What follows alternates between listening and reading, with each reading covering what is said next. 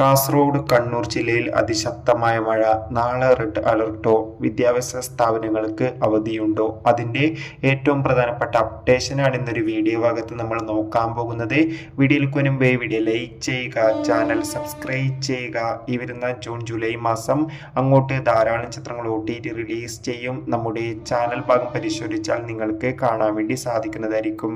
കഴിഞ്ഞ 3 ദിവസമായി കാസർഗോഡ് ജില്ലയിലെ എല്ലാ വിദ്യാഭ്യാസ സ്ഥാപനങ്ങൾക്കും അവധി പ്രഖ്യാപിച്ചിട്ടുണ്ട്. അതിന് കാരണം മറ്റൊന്നുമല്ല കാസർഗോഡ് ജില്ലയിൽ അതിശക്തമായ മഴയാണ്. അതോടുകൂടി തന്നെ കണ്ണൂർ, കാസർഗോഡ് ഈ 2 ജില്ലകളിലും ഇപ്പോഴും റെഡ് അലർട്ടാണ് തുടരുന്നത്.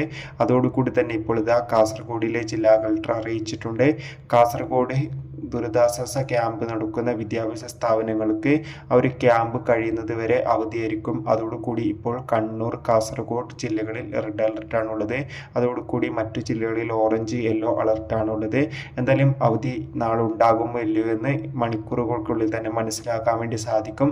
മഴയുടെ ശക്തി അതിഗംഭീരമായിട്ടാണ് ഇപ്പോഴും തുടരുന്നത്.